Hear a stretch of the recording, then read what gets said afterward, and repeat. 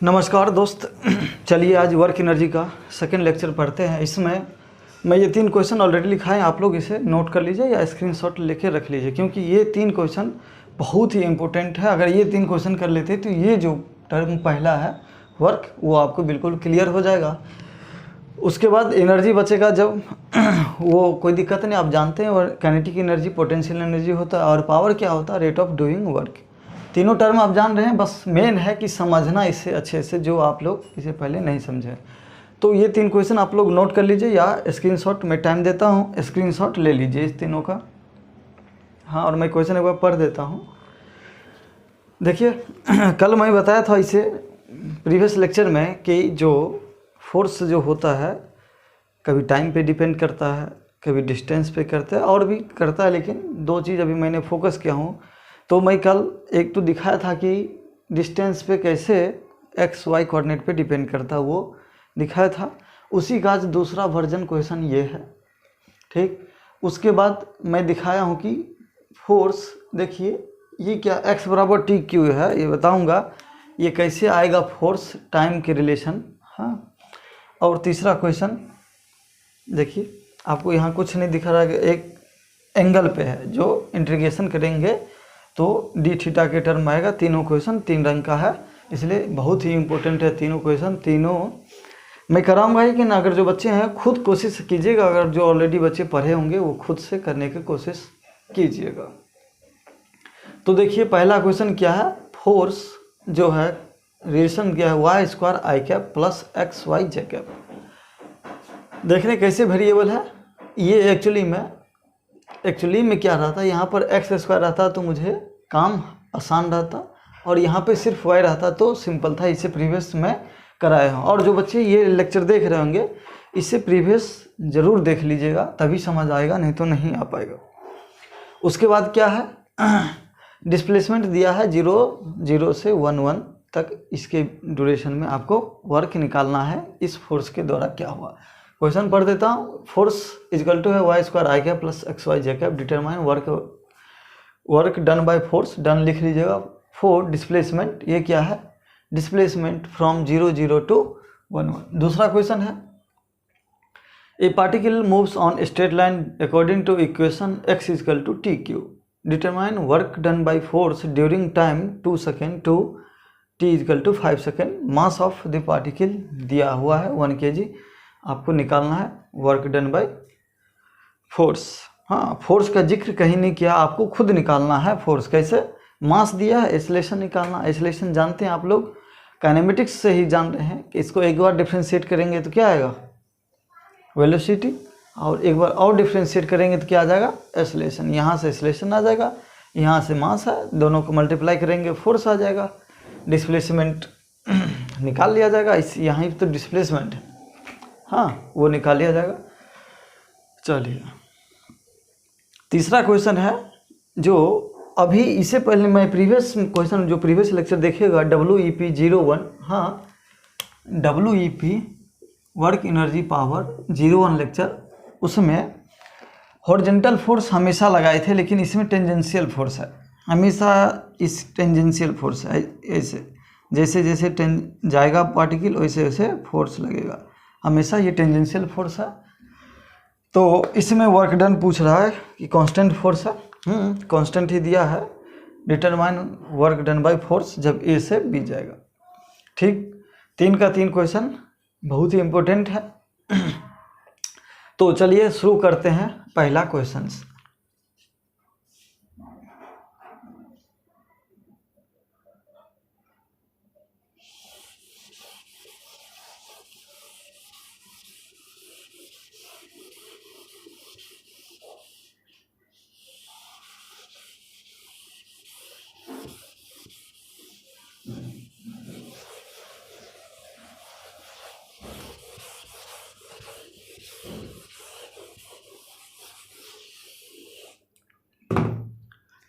तो देखिए पहला बहुत सी सिंपल है, सिर्फ पिछले प्रीवियस क्वेश्चन और इसमें क्या डिफरेंस है। प्रीवियस में सिंपल दिया था जैसा आप चाहते थे, और इसमें क्या दिया जैसा आप नहीं चाहते, और इसमें कोई अंतर नहीं है।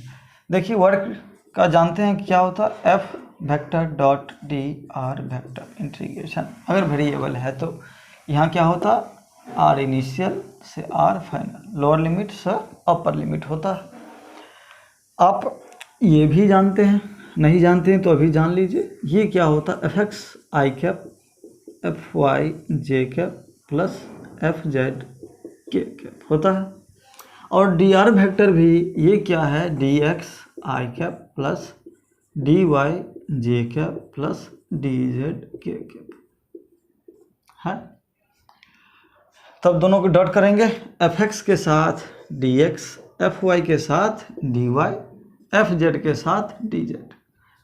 सिंपल हो गया, क्योंकि डॉट जो है, अगर ये डॉट हटाएंगे तो कॉस थीटा लिखेंगे। अगर दूसरा कोई लेंगे तो क्या हो जाएगा, कॉस थीटा 90 जीरो हो जाएगा, कोई मतलब नहीं है, समझ गए। तो कॉस थीटा हटाने के लिए क्या करते हैं, अगर ये ले लिए इसका एक्स कंपोनेंट, इसका एक्स कंपोनेंट ले लिए तो कॉस जीरो क्या हो जाएगा 1, सीधे एफ एक्स डी एक्स हो जाएगा। इसे पहले भी प्रीवियस में किया था, ठीक। तो यही करना है, लेकिन यहाँ पर परेशानी क्या आ रहा है, ये जो है, ये जो एक्स कंपोनेंट का जो है वेरिएबल, ये क्या होता है, यही आई कैप होता है ना, एक्स एक्सिस वाला, और जे कैप क्या होता है, वाई एक्सिस। तो इसके साथ जब हम करेंगे वर्क डन तो क्या हो जाएगा, वाई स्क्वायर डी एक्स, और यहाँ एक्स वाई आ जाएगा। ये परेशानी आएगा। तो आइए करते हैं, समझ गए, इसको नोट कर लीजिएगा आप लोग। चलिए, तो लेकिन दिक्कत और जानते हैं कि अपने ही कास्ट में इंटीग्रेशन डिफरेंशिएशन सब कुछ होता है। तो यहाँ जो वर्क आप निकालिएगा तो क्या आ जा रहा है आपका work, y square d x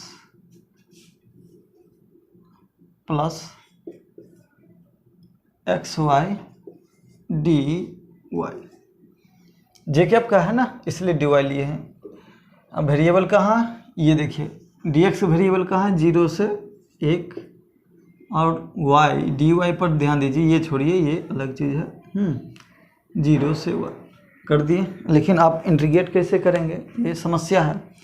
तो देखिए डिस्प्लेसमेंट हो कहाँ से कहाँ रहा है, इसको अगर ड्रॉ कीजिएगा कोऑर्डिनेट एक्सिस पर, तो ये हुआ ओरिजिन 0 0 और 1 0 ये हुआ, और इधर होगा 0 1।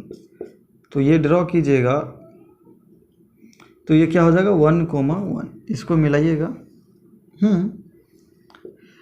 ये मिलाएगा, इसी पर मेरा डिस्प्लेसमेंट हो रहा है, ध्यान देना। जो डिस्प्लेसमेंट हो रहा है मेरा, किस पे हो रहा, यही तो है डिस्प्लेसमेंट। तो इसका इक्वेशन क्या आएगा, देखिए इसका देख लीजिएगा, इक्वेशन आ जाएगा y equal to x, m x plus c कीजिएगा तो देखिएगा ये 45 डिग्री होगा। सिंपल है, 1 ये भी है, 1 ये भी है, 10 45 क्या हो जाएगा 1 y बराबर एम एक्स प्लस सी। और स्लोप क्या है, इंटरसेप्ट क्या है 0, y बराबर होता है ना एम एक्स प्लस सी, इंटरसेप्ट क्या है 0, और m क्या है 10 45 1। तो y बराबर x इक्वेशन आ गया आपका। तब आप y की जगह x रख सकते हैं या x की जगह y रख सकते हैं, कोई दिक्कत नहीं। हो गया मेरा क्वेश्चन सॉल्व।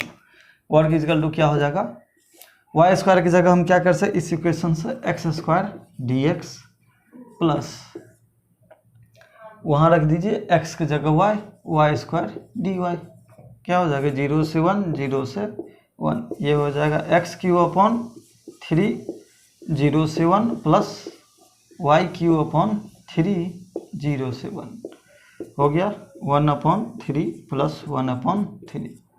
कैसे होगा, इसको यहाँ रखिएगा, 1 का क्यू अपॉन 3 माइनस 0 का क्यू 0 हो जाएगा, सेम यहाँ। तो ये हो जाएगा कितना 2/3।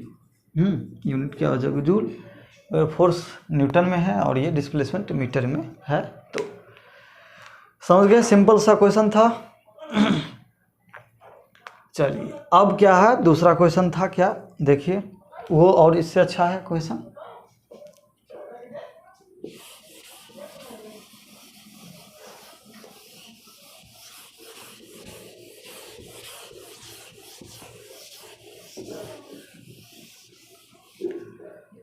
दूसरा क्वेश्चन क्या था, आपको फोर्स नहीं देके सिर्फ दे दिया था x equal to t cube, जो इक्वेशन है जिस पे पार्टिकल ट्रेवल कर रहा है वो दिया था x equal to t q. Mass दिया हुआ था, मास कितना था 1 kg।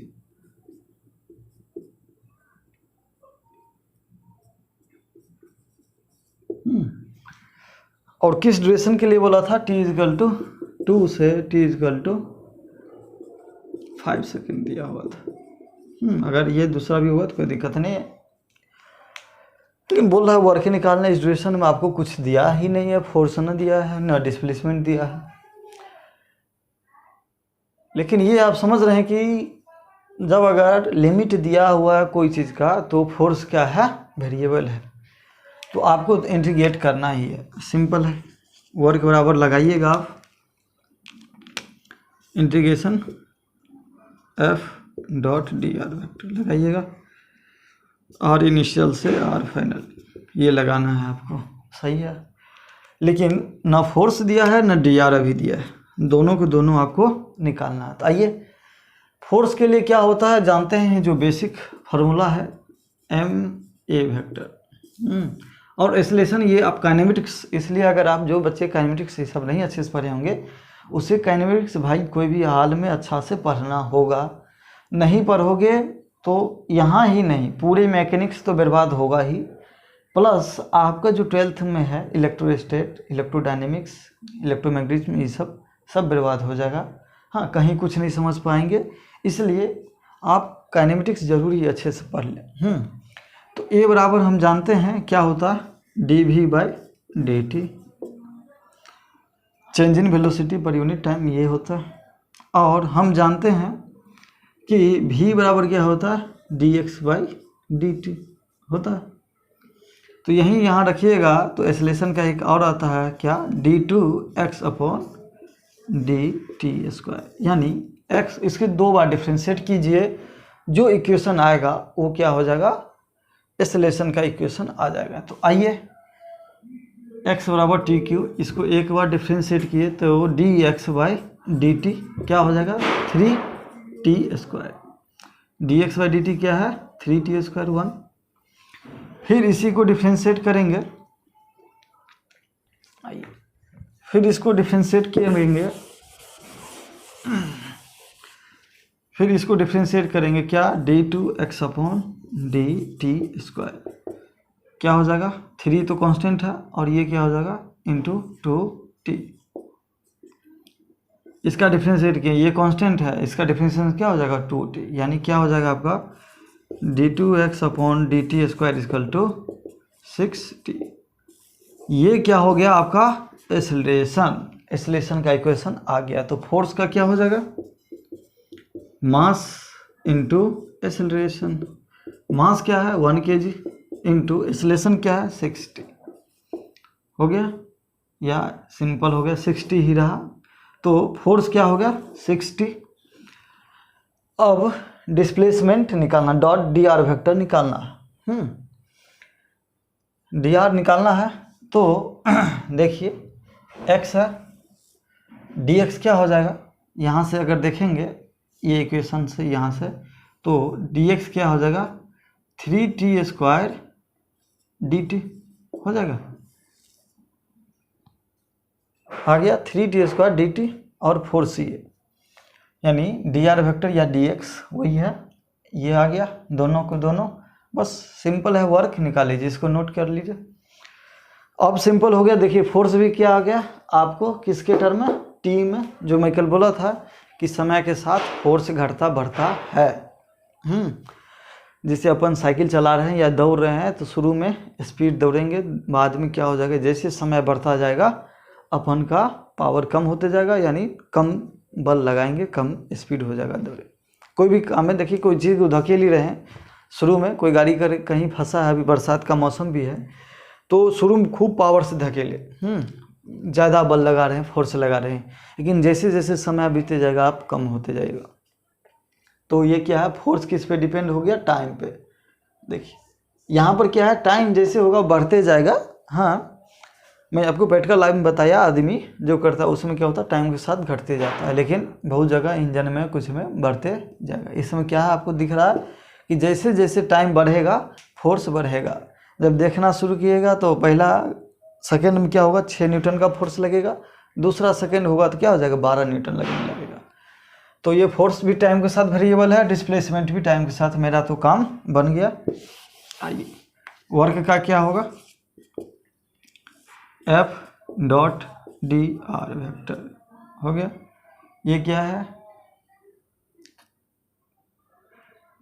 यहाँ R इनिशियल से R फाइनल होता है, तो ये क्या हो जाएगा, F का आ गया क्या 6t और dr का क्या होगा 3t स्क्वायर dt हो गया। और सेम ही पाथ का है कि इंटीग्रेशन, तो एंगल क्या हो जाएगा 0 ही, सिंपल हो जाएगा। यहाँ मल्टीप्लाई डायरेक्ट कर दीजिए और t वेरिएबल है यहाँ क्या, 2 से 5 तक, यानी कितना हो गया 6 3 जा 18, इसको यहाँ लिखिए 18 बाहर ले लीजिए और टी क्यू डी टी बचा, कहाँ से कहाँ 2 से 5 तक।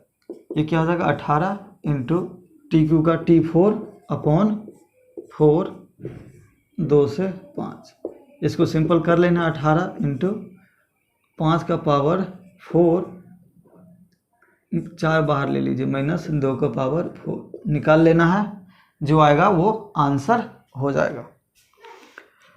समझ गए। चलिए अब लास्ट क्वेश्चन है वो कर लेते हैं, उसके बाद मैं नेक्स्ट लेक्चर में work done by gravitational force, work done bye spring force, work done by friction force, work done by reaction normal reaction force, ये 4 फोर्स के बारे में वर्क पढ़ाएंगे, कैसे वर्क उसका आता निकलता है। उसके बाद सबसे इम्पोर्टेंट जो वर्क एनर्जी पावर का है, वर्क एनर्जी थ्योरम, उस पर हम लोग चले जाएंगे और उससे बहुत ही अच्छा से पढ़ेंगे, क्योंकि उसी पर पूरा मैकेनिक्स टिका हुआ है। कोई भी जो भी काइनेटिक्स पढ़े हैं ना, वर्क एनर्जी थ्योरम से भी सभी क्वेश्चन सॉल्व होगा।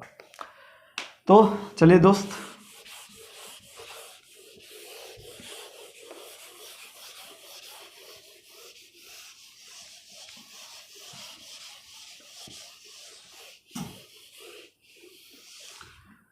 हाँ, और कोई बच्चा अगर जूम से पढ़ना चाहता है तो जूम से भी पढ़ाई अवेलेबल है, 1:1 रेशियो, 1:5 रेशियो, सभी का फिजिक्स केमिस्ट्री मैथ। केमिस्ट्री के सर भी वीडियो डाल ही रहे हैं, देखे होंगे।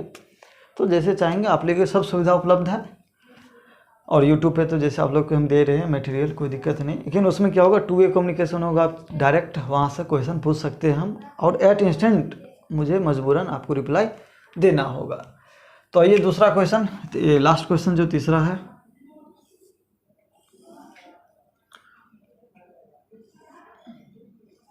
अभी जो फोर्स क्या बोल रहा है, टेंजेंशियल फोर्स लग रहा है, ए से बी तक गया है।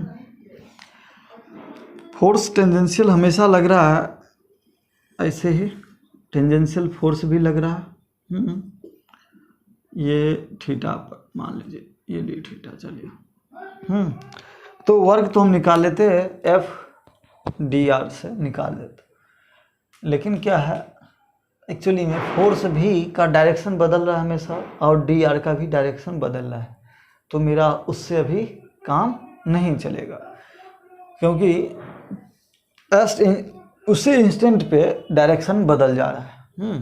तो यहाँ पे एफ डॉट डी आर से काम डायरेक्ट नहीं चलेगा, यहाँ पर एंगल का ही कंसेप्ट लगाना होगा। हाँ, आप लोग ये जानते हैं कि नहीं, ये क्या हो जाएगा, ये जो अगर मान लीजिए यह डी आर लिए, ये क्या हो जाएगा R D theta,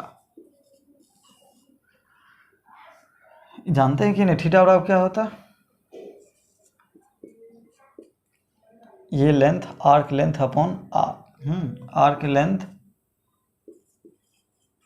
upon radius होता है, यहीं से आया है। अगर ये डी थीटा होगा तो डी आर्क लेंथ, छोटा सा आर्क लेंथ इंटू क्या हो जाएगा, जहाँ भी निकालना है क्या हो जाएगा आर डी थीटा। ये आर क्या है रेडियस, ये स्मॉल लेंथ है। हाँ, समझ गए। तो देखिए जब भी ये निकाल लिए तो सिंपल है, क्वेश्चन सॉल्व हो जाएगा मेरा। एफ डॉट डी आर करना है, वर्क बराबर और आर इनिशियल से आर फाइनल होता है। तो फोर्स तो कांस्टेंट है, तो फोर्स का डायरेक्शन चेंज हो रहा है, तो फोर्स रखें और डी आर उसी क्षण का स्मॉल डी आर निकाल लिए किसके थीटा टर्म में, क्या हो जाएगा आर डी थीटा। और थीटा कहाँ से कहाँ वेरिएबल है, 0 से ये थीटा यहाँ अगर रहेंगे तो 0 से π/2, बस हो गया। देखिए ये भी कांस्टेंट, ये भी कांस्टेंट, ये वेरिएबल है, क्या हो जाएगा एफ आर डी थीटा का क्या हो जाएगा थीटा 0 से π/2, यानी हो जाएगा एफ आर π/2 जो हो जाएगा। सिंपल था, बस ये था। लोग डी आर पे आके रुक जाते, उसको थीटा के टर्म में करना है क्योंकि आपको यहाँ थीटा वेरिएबल दिख रहा है। समझ गए। तो तीनों का 3 तरीका का क्वेश्चन था, तीनों अपने आप में बेस्ट था। ये तीनों प्रैक्टिस कर लीजिए और आप लोग को कोई डाउट हो कुछ हो क्वेश्चन प्रैक्टिस करना, ये मैंने बेसिक बता दिया। तो आप लोग ये मोबाइल नंबर ले लीजिए 7568955081। कोई डाउट हो तो पूछ सकते हैं। मटेरियल स्टडी मटेरियल चाहिए तो भी आप संपर्क कर सकते हैं, मैं प्रोवाइड कर दूंगा, लेकिन आप लोग पढ़ते रहिए। ठीक, ओके, थैंक यू। फिर नेक्स्ट लेक्चर में मैं work done by gravitational force, work done by friction, ये सारी बातें बताएंगे। आप लोग जब भी वीडियो लेक्चर ये देखें तो पेन पेपर लेकर ही बैठा कीजिए, नहीं तो कोई फ़ायदा नहीं होगा। ऑनलाइन एजुकेशन में सिर्फ एक यही कमी है, क्या, डिसिप्लिन मेंटेन नहीं हो पाता, बच्चे को फीलिंग नहीं आ पा रहा है। समझ गए। तो आप लोग जब भी बैठिए तो पेन पेपर लेके बैठा कीजिए। चलिए, थैंक यू।